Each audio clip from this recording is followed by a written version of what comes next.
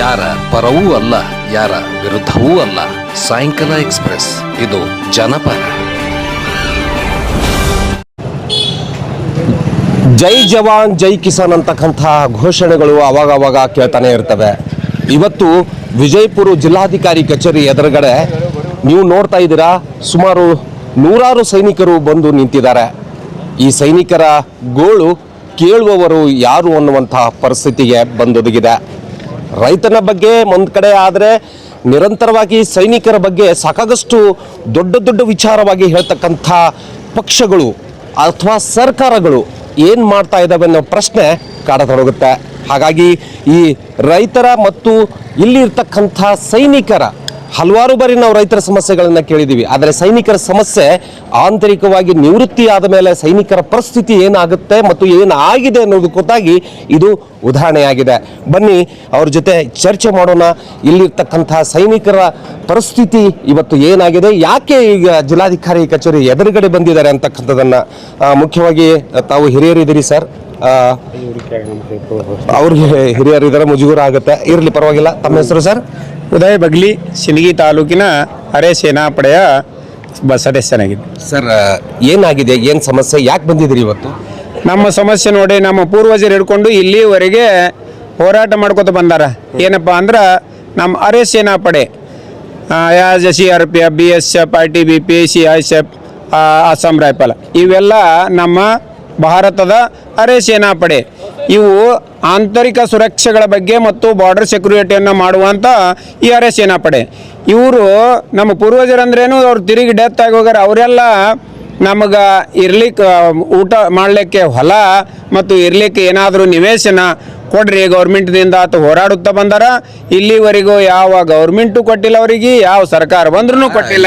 ಕಳೆದ 15ರಿಂದ 20 ವರ್ಷದ ಹೋರಾಟ ಅನ್ನಿ ಇದು. ಎಷ್ಟು ವರ್ಷದಿಂದ? 20 ವರ್ಷ 30 ವರ್ಷದಿಂದ ಈ ಹೋರಾಟ ನಡೆದೈತೆ. ಇದು ಒಂದು ಕಡೆ ದುರಂತ ಅನ್ನಬಹುದು. ಯಾಕಂತಂದ್ರೆ ಕಳೆದ 30 ವರ್ಷದಿಂದ ಸೈನಿಕರು, ಅಂದ್ರೆ ನಿವೃತ್ತಿ ಹೊಂದಿರತಕ್ಕಂಥ ಸೈನಿಕರು ಇನ್ನೂ ಹೋರಾಟದಲ್ಲೇ ಇದ್ದಾರೆ. ಅಂದ್ರೆ ಇನ್ನೂ ಹೋರಾಟನೇ ಮಾಡಿ ಪಡಿಬೇಕಾದಂಥ ಪರಿಸ್ಥಿತಿ. ಇದು ಒಂದು ಕಡೆ ದುರಂತ ಅನ್ನಬಹುದು. ಇಲ್ಲಿ ಇನ್ನೂ ಹಿರಿಯರಿದ್ದಾರೆ ಸರ್. ಮತ್ತೆ ನಿಮ್ಮ ಹತ್ರ ಬರ್ತೀನಿ. ತಾವು ಕೂಡ ಎಷ್ಟು ವರ್ಷದಿಂದ ಹೋರಾಟ ಮಾಡ್ತಾ ಇದ್ದೀರಿ ಸರ್? ನಮ್ಮ ಈಗಾಗಲೇ ನಮ್ಮ ಜವಾನ್ ಹೇಳ್ದಂಗೆ 20-30 ವರ್ಷದಿಂದ ಹೋರಾಟ ಮಾಡ್ತೀವಿ. ಆದರೆ ಅದಕ್ಕೆ ಯಾರೂ ಸರ್ಕಾರ ಆಗಲಿ, ಯಾವ MLA ಅಲ್ಲಿ MP ಅಲ್ಲಿ ಯಾರೂ ಸ್ಪಂದಿಸ್ತಾ ಇಲ್ಲ. ಯಾವ ಸರ್ಕಾರವೂ ಕೂಡ ನಿಮ್ಮ ಧ್ವನಿಗೆ ಹೋಗೊಟ್ಟಿಲ್ಲ. ಒಟ್ಟೆ ಯಾರು ನಮ್ಮನ್ನ ಧ್ವನಿಗೆ ಹೋಗೊಟ್ಟಿಲ್ಲ. ನಮ್ಗೆ ಯಾರು ಸ್ಪಂದಿಸ್ತಾ ಇಲ್ಲ. ಹಾಂ, ಓಕೆ. ಈಗ ನಮ್ಮ ಜೊತೆ ಹಾಗೆ ರೈತ ಸಂಘಟನೆ ಮುಖಂಡರು ಕೂಡ ಇದ್ದಾರೆ. ಆಮೇಲೆ ಬರ್ತೀನಿ. ಇಲ್ಲಿ ಪ್ರಮುಖವಾಗಿ ಶಬ್ಬೀರ್ ಅವರು ಕೂಡ, ನೀವು ಕೂಡ ಇಲ್ಲಿ ಸಾಕಾಗಷ್ಟು ಹೋರಾಟಗಳನ್ನು ಮಾಡ್ತಾ ಇದ್ದೀರಿ. ನೀವು ಯಾವಾಗ ರಿಟೈರ್ಮೆಂಟ್ ಆದ್ರಿ, ಯಾಕೆ ಈ ಹೋರಾಟದಲ್ಲಿ, ಯಾಕೆ, ಏನು ನಿಮ್ಮ ಆಸೆ ಏನಿದೆ? ಸುಮಾರು 2009ರಿಂದ ನಾನು ರಿಟೈರ್ಮೆಂಟ್ VRS ಬಂದೆ. ಬಂದ ತಕ್ಷಣವಾಗಿ ಇಡೀ ಕರ್ನಾಟಕದಲ್ಲಿ ಸಿಂದಗಿಯಲ್ಲಿ ಒಂದು ಸಂಘಟನೆ ಮಾಡಿದೆ. ಫಸ್ಟ್ ಸಂಘಟನೆ ಅಲ್ಲಿ ಬೆಂಗಳೂರಿನಲ್ಲಿ ಒಂದಿತ್ತು. ಆ ನಂತರ ಇಡೀ ಕರ್ನಾಟಕದಲ್ಲಿ ಎಲ್ಲ ತಾಲೂಕುಗಳು, ಬಿಜಾಪುರನಲ್ಲಿ ಎಲ್ಲ ಕಡೆ ಸಂಘಟನೆಗಳು ಆಗಿವೆ. ಇವತ್ತು ನಾವು ಹೋರಾಟ ಮಾಡ್ತಾ ಬಂದಿದ್ದೇವೆ ನಮ್ಮ ಹಕ್ಕುಗಳ ಸಲುವಾಗಿ. ಏನಿ ಸರ್? ನಮ್ಮ ಹಕ್ಕುಗಳು ಅರೆ ಸೈನಿಕ ಕಲ್ಯಾಣ ಬೋರ್ಡ್ ಬೇಕು. ಅರೆ ಸೈನಿಕರೇ ಒಂದು ಕಲ್ಯಾಣ ಒಂದು ಬೋರ್ಡ್ ಆಗಬೇಕು, ಒಂದು ನಿಗಮ. ಅದು ಸುಮಾರು 15-20 ವರ್ಷದಿಂದ ಹೋರಾಟ ಮಾಡ್ತಾ ಇದ್ದೇವೆ. ಮತ್ತು ದಿಲ್ಲಿವರೆಗೂ ನಮ್ಮದು ಹೋರಾಟ ಇದೇ ಸಂಬಂಧ 30 ವರ್ಷದಿಂದ ಚಾಲೂ ಇದೆ. ದಿಲ್ಲಿಯಲ್ಲಿ ಏನು ಹೋರಾಟ ಮಾಡಿದ್ರಿ? ಜಂತರ್ ಮಂತರ್ನಲ್ಲಿ ಇದೆ ನಮ್ಮದು. ಎಲ್ಲ ಇಡೀ ಭಾರತ ದೇಶದಲ್ಲಿ ಒಂದು ಅರೆ ಸೈನಿಕ ಕಲ್ಯಾಣ ಬೋರ್ಡ್ ಆಗಬೇಕಂತ ಪ್ರತಿಯೊಂದು ಜಿಲ್ಲೆಯಲ್ಲಿ. ಇದು ದಿಲ್ಲಿವರೆಗೂ ಪ್ರತಿ ವರ್ಷ ನಾವು ಸುಮಾರು 20-30 ಪ್ರತಿಯೊಂದು ತಾಲೂಕಿನಿಂದ ನಾವು ಇಲ್ಲಿಂದ ದಿಲ್ಲಿಗೆ ಹೋಗ್ತಾ ಇದ್ದೇವೆ. ಈಗ ನಾಳೆ ಶ್ರದ್ಧಾಂಜಲಿ ಸಭೆಗೂ ಅಲ್ಲಿ ಹೋಗ್ತಾ ಇದ್ದೇವೆ. ಮೊನ್ನೆ ಬೆಂಗಳೂರು ಫ್ರೀಡಮ್ ಪಾರ್ಕ್ನಲ್ಲಿ ಹೋಗಿದ್ದೆವು ಇಲ್ಲಿಂದ. ಸುಮಾರು ಇವತ್ತು ಇನ್ನೊಂದು ವಿಷಯ ಹೇಳಕ್ಕೆ ಇಷ್ಟಪಡ್ತೀನಿ. ನಾನು ಪೂರಾ ಫೈಲ್ ತೊಗೊಂಬಂದೀನಿ. ಇವು ನೋಡ್ರಿ, ಎಲ್ಲ ಇಷ್ಟೊಂದು ಕಾಗದ ಪತ್ರಗಳು ಅಂದ್ರೆ ಸುಮಾರು ಒಂದು 25-30 ವರ್ಷದ ಮನವಿ ಕೊಟ್ಟಿದ್ದೇನೆ. ಹಾಂ ಸರ್.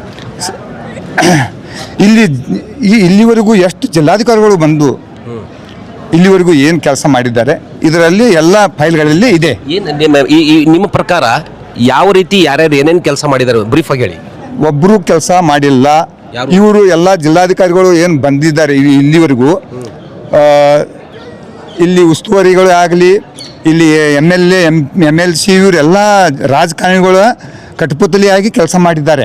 ಈಗ ಒಂದು ಆಯ್ತು, ನೀವು ಇಲ್ಲಿ ಅಧಿಕಾರಿಗಳ ಮೇಲೆ ಆರೋಪ ಮಾಡ್ತಾ ಇದ್ದೀರಿ. ಪ್ರಮುಖವಾಗಿ ಸರ್, ಏನು ಭಾಳ ಪ್ರಮುಖವಾಗಿ ಏನಂತಾರೆ, ಈಗ ಸೈನಿಕ ನಿವೃತ್ತಿ ಆದ ಮೇಲೆ ಮ್ಯಾಂಡೇಟರಿ ಏನಿದೆ ಅವ್ನಿಗೆ ಏನು ಕೊಡಬೇಕಂತ ಇದೆ ಅದನ್ನು ಹೇಳಿ. ನಾವು ಅದು ಪೂರ ಇದು ಹಚ್ಚಿದ್ದೇವೆ. ಈಗ ನೋಡಿ, ಸರ್ಕಾರದಿಂದ ಕೆಲವೊಂದು ಲಾಗು ಮಾಡಿದೆ, ಆದರೂ ಇವರು ಯಾವುದೇ ರೀತಿಯಿಂದ ಒಬ್ಬ ಸೈನಿಕನಿಗೆ ಇಲ್ಲಿ ಒಂದು ಕಂಪಲ್ಸರಿ ಅವನಿಗೆ ಜಮೀನು ಕೊಡಬೇಕು, ಉಳುಮೆ ಮಾಡೋದಕ್ಕೆ ಕೊಡಬೇಕು, ವಾಸಿಸಲು ಕೊಡಬೇಕು ಅಂತ ಪ್ರತಿಯೊಬ್ಬರಿಗೂ ಜಮೀನು ಕೊಡ್ಲಿಕ್ಕೆ ಅವಕಾಶ ಇದೆ. ಈಗಾಗಲೇ ನಾನು ಮೊದಲಿನ ಸರ್ಕಾರ ಬಿಜೆಪಿ ಗೌರ್ಮೆಂಟ್ನಿಗೂ ಸಲಹೆ ಕೊಟ್ಟಿನಿ. ಯಾವ ರೀತಿ ಅಂದ್ರೆ ಬೇಡಿಕೆ ಇಟ್ಟಿದ್ದೀರಿ ಅವಶ್ಯವಾಗಿ. ಅವಾಗೂ ಕರೆಕ್ಟಾಗಿ ನಾವು ಸುಮಾರು ಇಲ್ಲಿ ನಮ್ಮ ಕರ್ನಾಟಕದಲ್ಲಿ ಸುಮಾರು ಲಕ್ಷಾನುಗಟ್ಟಲೆ ನಮ್ಮ ಸೈನಿಕರು ಇದಾರ. ಅರೆ ಸೈನಿಕರಾಗಲಿ, ಆರ್ಮಿ ಆಗಲಿ, ಎಲ್ಲರಿಗೂ ಜಮೀನು ಕೊಡೋಕ್ಕಾಗಲ್ಲ. 5 ಎಕರೆ ಜಮೀನು ಮಿನಿಮಮ್ ಅವ್ರ ಸರ್ಕಾರಕ್ಕೆ ಗೌರವ ಸಿಗ್ತದ. ಒಂದು ಪ್ಲಾಟ್ ಏರೆ ಹಂಚಿಕೆ ಮಾಡಿರಿ. ಒಂದು ತಾಲೂಕಿನಲ್ಲಿ ಒಂದು 10 ಎಕರೆ 20 ಎಕರೆ ಜಮೀನು ಮಾಡಿದರೆ ಎಲ್ಲರಿಗೂ ಅಲ್ಲಿ ಒಂದು ಸೈಟ್ ಸಿಗುವಂಥ ಕೆಲಸ ಆಗ್ತದೆ. ಮತ್ತು ಸರ್ಕಾರಕ್ಕೂ ಗೌರವ. ಇವತ್ತು ಜಿಲ್ಲಾಧಿಕಾರಿಗಳು ಏನು ಹೇಳಿದ್ರು? ಇವತ್ತು ನಾನು ಅದೇ ಇಲ್ಲಿ ಏನು ಹೇಳಿನಿ ಅದೇ ಅವರಿಗೆ ಹೇಳಿ. ಏನು ಜಿಲ್ಲಾಧಿಕಾರಿಗೆ ಪ್ರತಿ ಸಲನೂ ಏನು ಮನವಿ ಕೊಡ್ತೀರಿ ಅದೇ ಇವತ್ತು ಕೊಟ್ಟಿರಿ? ಇವತ್ತು ಮನವಿ ಕೊಟ್ಟಿಲ್ಲ. ಈ ಪ್ಲಾಟಿನ ಸಭೆಯಿಂದ ಎಲ್ಲರಿಗೂ ಕೊಟ್ಟೀನಿ. ನನ್ನ ಸಂಬಂಧ ಜಮೀನು ಬಗ್ಗೆ ಕೊಟ್ಟಿಲ್ಲ. ಆದರೆ 2 ದಿವಸ ಹಿಂದೆ ತಲಾಟಿಯವರು ನನಗೆ ಒಂದು ಮುಚ್ಚಳಿಕೆ ಎಲ್ಲ ಸರಿಯಾಗಿ ಬರೆದು ಕೊಡ್ರಿ ಅಂತ ಅಂದಾರೆ. ನಡೀತಾ ಇದೆ ಅಂತ. ಪ್ರೊಸೆಸ್ ನಡೀತದೆ. 30 ವರ್ಷದಿಂದ ಬರೀ ಪ್ರೊಸೆಸ್ ನಡೀತಾ ಇದೆ. ಇದು ನಮ್ಮ ಆಡಳಿತ ವ್ಯವಸ್ಥೆಯ ಇದು ಕೈಗನ್ನಡಿ ಅನ್ನಬಹುದು. ಯಾಕಂತಂದ್ರೆ ಇದು ನಿರಂತರವಾಗಿ ಈ ಸೈನಿಕರು ಬರ್ತಾನೆ ಇದ್ದಾರೆ. ಇವ್ರ ನೀಟ್ನೆಸ್ಸು, ಇವ್ರ ಮುಖದಲ್ಲಿರ್ತಕ್ಕಂಥ ಇನ್ನೂವರೆಗೆ ಆ ಕಳೆಯನ್ನು ಮಾಸಿಲ್ಲ ಅನ್ನಬಹುದು. ಯಾಕಂತಂದ್ರೆ ಅವ್ರಲ್ಲಿ ಇರ್ತಕ್ಕಂಥ ಉತ್ಸಾಹವನ್ನು ನೋಡ್ತಾ ಇದ್ರೆ ಇವರು ಇನ್ನೂ ರಿಟೈರ್ಮೆಂಟ್ ಆಗಿದ್ದಾರೆ ಅನ್ನೋದಕ್ಕೆ ನನಗೆ ಸಂಶಯ ಬರ್ತಾ ಇದೆ. ಆದರೂ ಕೂಡ ಒಂದು ಭರವಸೆ ಇಟ್ಟು ಜಿಲ್ಲಾಧಿಕಾರಿ ಕಚೇರಿ ಎದುರುಗಡೆ ಬಂದಿದ್ದಾರೆ. ಇವತ್ತಲ್ಲ ನಾಳೆ ನಮ್ಮ ಪೀಳಿಗೆಗೆ, ನಮ್ಮ ಮನೆದವರಿಗೆ ಈಗ ಏನಾದರೂ ಒಂದು ಜಮೀನನ್ನು ಕೊಡಬಹುದು ಅಂತಕ್ಕಂಥ ದೃಷ್ಟಿಕೋನದಲ್ಲಿ ಬಂದಿರತಕ್ಕಂಥದ್ದು. ಇನ್ನೂ ಇಲ್ಲಿ ಹಿರಿಯರಿದ್ದಾರೆ. ಸರ್, ತಾವು ಎಲ್ಲಿಂದ ಬಂದಿದ್ದೀರಿ?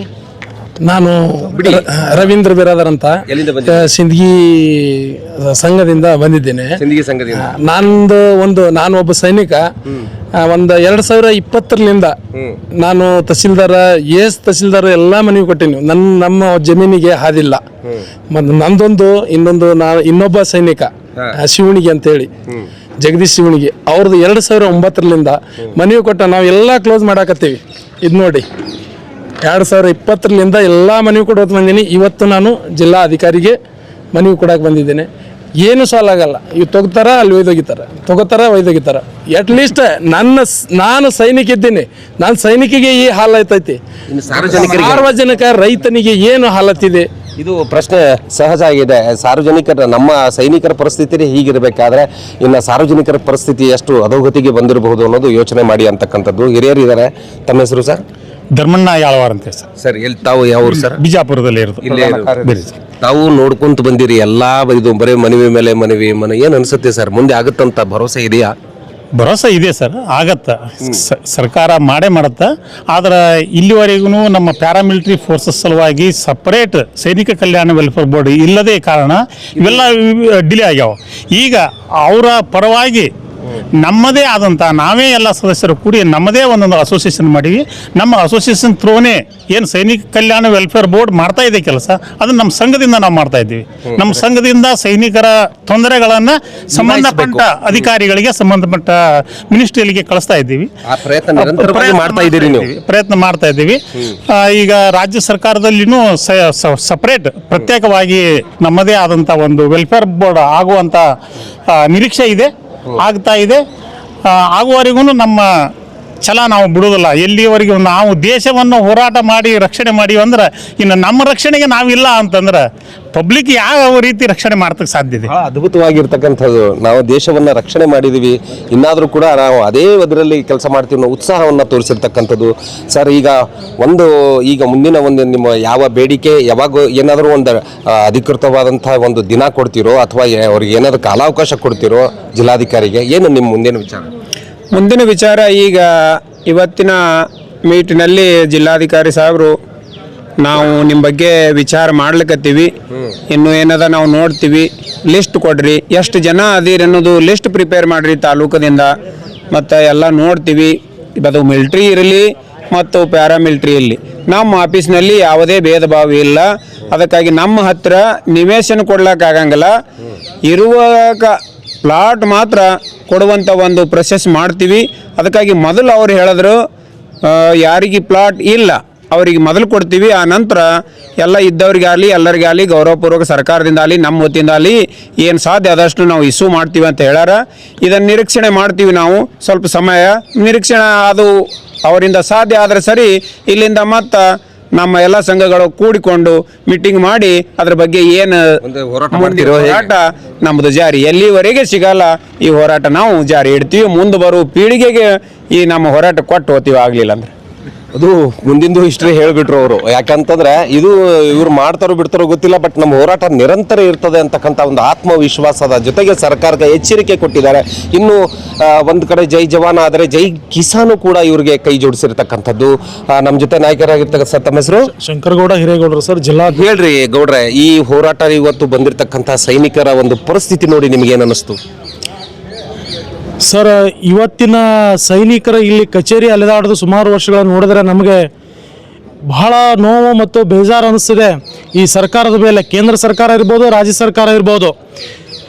ಇವತ್ತು ಈ ದೇಶ ಕಾಯುವಂಥ ಸೈನಿಕನ ಸ್ಥಿತಿ ಇಲ್ಲಿಗೆ ನೀವು ತಂದಿದ್ದೀರಿ ಅಂತಂದರೆ ನಿಮಗೆ ಒಳ್ಳೇದಾಗುತ್ತಾ ಅನ್ನುವಂಥ ನಮಗೆ ಒಂದು ಮೊದಲೇ ಪ್ರಶ್ನೆ. ಮೊದಲ ಈ ಸೈನಿಕನ ಕುಟುಂಬ, ಸೈನಿಕರಿಗೆ ಅವರಿಗೆ ಒಂದು ಆರ್ಥಿಕವಾಗಿ ಸದೃಢ ಮತ್ತು ಅವರಿಗೆ ನಿವೇಶನ ನೀವು ನೀಡಿದ್ರೆ ಅಂತಂದ್ರೆ ನೆಮ್ಮದಿಯಿಂದ ಅವರು ಬದುಕಬಹುದು. ಅವ್ರನ್ನ ನೀವು ಕಚೇರಿ ಅಲೆದಾಡಿಸಿ ಸೇವೆ ತಗೊಂಡು ಅವರಿಂದ 30-40 ವರ್ಷ ಈ ದೇಶಕ್ಕಾಗಿ ಸೇವೆ ತಗೊಂಡು ಇವತ್ತು ಅವರಿಗೆ ನೀವು ಕಚೇರಿ ಅಲೆದಾಡಿಸಿದ್ರೆ ನಿಮಗೆ ಒಳ್ಳೇದಾಗಲ್ಲ ಅನ್ನುವಂಥದ್ದು ನಾನು ಅವಿವೇಕಿ ಸರ್ಕಾರಗಳು ಅಂತ ಹೇಳುವಂತ ಬಯಸ್ತೀನಿ. ಯಾಕಂದರೆ ಈ ದೇಶದ ಒಳಗೆ ನುಸುಳುವಂಥ ಲಕ್ಷಾಂತರ ಜನರಿಗೆ ನೀವು ನಿವೇಶನ ಕೊಡ್ತೀನಿ ಅಂತ ಮುಂದೆ ಬರ್ತೀರಿ, ಅವ್ರ ಮನೆ ತನಕ ಹೋಗ್ತೀರಿ ಅಂತಂದ್ರೆ ಇವತ್ತು ಈ ಕಚೇರಿಗೆ ನೀವು ವರ್ಷಾನುಗಟ್ಟಲೆ ಅಲೆದಾಡಿಸ್ತಿದ್ದೀರಿ ಸೈನಿಕರಿಗೆ. ಅಂದ್ರೆ ನಿಮಗೆ ನಾವು ಯಾವ ಥರ ಜನನೇ ನಾವು ಮೂರ್ಖರು ನಿಮ್ಮನ್ನು ಆಯ್ಕೆ ಮಾಡೋವಂಥವ್ರು. ನಿಮಗೆ ಯಾವಾಗ ನಮ್ಮ ಮನೆ ತನಕ ಬಂದು ನೀವು ಓಟ್ ಕೇಳಕ್ಕೆ ಬರ್ತೀರಲ್ಲ ಅವಾಗ ನಾವು ತಕ್ಕ ಉತ್ತರ ಕೊಡಬೇಕಾಗಿತ್ತು. ಅಂದ್ರೆ ನೀವು ಜನಪ್ರತಿನಿಧಿಗಳಿಗೆ ಎಚ್ಚರಿಕೆ ಕೊಡ್ತಾ ಇದ್ದೀರಿ? ನೇರವಾಗಿ ಎಚ್ಚರಿಕೆ ಕೊಡ್ತಾ ಇದ್ದೀವಿ ಸರ್. ಇವತ್ತು ಸುಮಾರು 20-30 ವರ್ಷಗಳಿಂದ ಬೇಡಿಕೆ ಇದೆ ಅವರಿಗೆ ಪ್ಯಾರಾಮಿಲಿಟರಿ ಅವರಿಗೆ ವೆಲ್ಫೇರ್ ಬೋರ್ಡ್ ಬೇಕು ಅಂತ ಅವ್ರ ಬೇಡಿಕೆ ಐತಿ. ಮತ್ತು ಅವ್ರಿಗೆ ಆರ್ಥಿಕವಾಗಿ ಅವ್ರ ಕುಟುಂಬವನ್ನು ಸದೃಢ ಮಾಡ್ಕೋಬೇಕು, ಅವ್ರ ಮಕ್ಕಳ ಭವಿಷ್ಯಕ್ಕಾಗಿ ದುಡಿತಾ ಇರ್ತಾರೆ ಅವರು. ನರೇಂದ್ರ ಮೋದಿ ಅವರು ಸೈನಿಕರ ಡ್ರೆಸ್ ಹಾಕೊಂಡು ಸೈನಿಕರ ಜೊತೆನೆ ಊಟ ಮಾಡಿ ಸೈನಿಕರ ಜೊತೆ ಅಂತಕ್ಕಂಥದ್ದು ಎಲ್ಲವೂ ನೋಡಿದಿರಿ. ಮತ್ತೆ ಇದು ಇಂಥದೊಂದು ಸಣ್ಣ ವಿಚಾರವನ್ನು ಮಾಡಿಲ್ವಾ ಅಂತಕ್ಕಂಥದ್ದು ಪ್ರಶ್ನೆ ಉದ್ಭವ ಆಗಲ್ವಾ ಸರ್? ನಿಜವಾಗ್ಲೂ ಪ್ರಶ್ನೆ ಅಲ್ಲಕ್ಕೇನೋ ಇದರಲ್ಲಿ ನಾವು ಗಂಭೀರವಾದ ಪ್ರಶ್ನೆಯನ್ನ ನಾವು ಕೇಳಲಿಕ್ಕೆ ಬಯಸ್ತೀವಿ ಕೇಂದ್ರ ಸರ್ಕಾರಕ್ಕೆ. ತಾವು ಕೇವಲ ನಾಮಕ ಅಥವಾ ಡಾಂಬಿಕನ ಇದು? ನೀವು ನಿಜವಾದಂಥ ಸೈನಿಕ ಪರವಾಗಿದ್ದರೆ ಇವತ್ತು ಸೈನಿಕರು 20-30 ವರ್ಷದಿಂದ ಪ್ಯಾರಾಮಿಲಿಟರಿ ವೆಲ್ಫೇರ್ ಬೋರ್ಡ್ ಅನ್ನುವಂಥ ಬೇಡಿಕೆಯನ್ನು ಈಡೇರಿಸ್ತಿದ್ದೀರಿ. ನೀವು ಸೈನಿಕರ ಪರ ದೀಪಾವಳಿ ಆಚರಣೆ ಮಾಡಲಿಕ್ಕೆ ನೀವು ಬಾರ್ಡರಲ್ಲಿ ಹೋಗ್ತೀರಿ. ಇವತ್ತು ಅದೇ ದೀಪಾವಳಿಯನ್ನು ಇಲ್ಲಿ ಬರ್ರಿಲ್ಲಿ ವೆಲ್ಫೇರ್ ಬೋರ್ಡ್ ಕೊಡ್ತೀನಿ ಅಂತ ಭರವಸೆ ಕೊಡ್ರಿ, ಮಾಡ್ರಿ ಅದನ್ನ. ಅವಾಗ ನೀವು ದೀಪಾವಳಿ ಆಚರಣೆ ಮಾಡೋದಕ್ಕೆ ಸಾರ್ಥಕ ಆಗುತ್ತಾ? ಆ ಸೈನಿಕರು ನಿಮ್ಮ ಫೋಟೋ ಇಟ್ಟು ಪೂಜೆ ಮಾಡುವಂತ ದಿನ ಬರ್ತೈತಿ. ಈಗ ಮುಂದಿನ ದಿನಮಾನಗಳಲ್ಲಿ ಸೈನಿಕರು ಒಂದು ವೇಳೆ ಆಗದೇ ಇದ್ರೆ ಮುಂದೆ ನಮ್ಮ ಹೋರಾಟ ನಿರಂತರವಾಗಿರ್ತದೆ ಅಂತಕ್ಕಂಥದ್ದು ಒಂದು ಕಡೆ ಎಚ್ಚರಿಕೆಯನ್ನು ಕೊಟ್ಟಿದ್ದಾರೆ.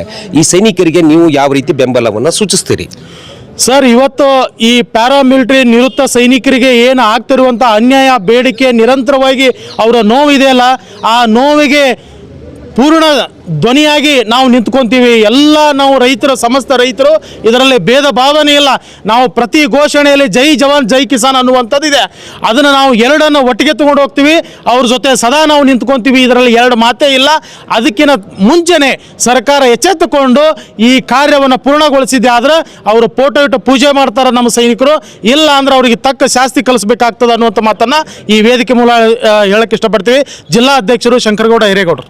ಈಗ ನಮ್ಮ ಜೊತೆ ಕೆಂಗನಾಳವ್ರು ಇದ್ದಾರೆ. ಕೆಂಗನಾಳವ್ರು, ನೀವು ಕೂಡ ಸಾಕಷ್ಟು ಹೋರಾಟಗಳನ್ನು ಮಾಡ್ತಾನೆ ಇದ್ದೀರಿ. ಏನು ಈ ನಿಮ್ಮ ಹೋರಾಟದ ನಿಲುವು ಏನು? ಇವ್ರ ಜೊತೆ ಯಾವ ರೀತಿ ನೀವು ಭರವಸೆ ಕೊಡ್ತೀರಿ ಮತ್ತು ಇವರಿಗೆ ಯಾವ ರೀತಿ ನೀವು ಬೆಂಬಲವನ್ನು ಸೂಚಿಸ್ತೀರಿ?